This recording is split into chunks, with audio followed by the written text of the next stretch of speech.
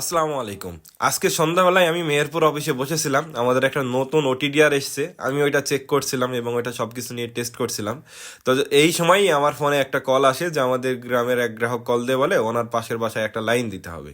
তো আমরা চলে আসলাম, এই যে এই বাসাতে আমরা আজকে ওয়াইফাই এর সংযোগটা দিব। তো সর্বপ্রথম আমি এবং বড় ভাই ফাইবার তারটা টেনে নিলাম।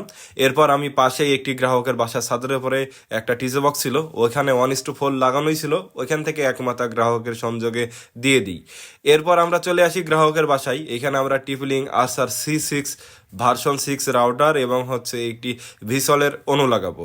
তো আমি বড় ভাইকে বলি তুমি প্যাসকর্ড এবং হোমটি যেটা লাগাও, আমি রাউটার অনুটার দেওয়ালে সেট আপ করে নিই।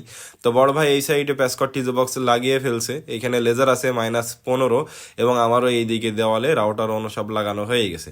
এরপর ভাই রাউটারটা কনফিগার করে, কনফিগার করার পর আমরা এটাকে স্পিড টেস্ট করে দেখি। এখন বাজে রাত 8:30, মানে এখন গ্রামে অলরেডি পিক আওয়ার চলতেছে। গ্রামের মানুষ সবাই এখন ইন্টারনেট চালায়, গ্রাম কি সারা বাংলাদেশ এখন ইন্টারনেট চালাচ্ছে। ফাস্ট.কমে আমরা 210 Mbps স্পিড পাই এবং ওভি ওয়াইফাই স্পিড টেস্টে চেক করি, সেখানেও আমরা ডাউনলোড স্পিড পাই 213 Mbps এবং আপলোড স্পিড পাই 210 Mbps মতো আর কি। তো যাই হোক, আলহামদুলিল্লাহ আমাদের সংযোগটা দেওয়া কমপ্লিট হয়ে গেছে। এখন আর কি আমরা বাসায় যাচ্ছি।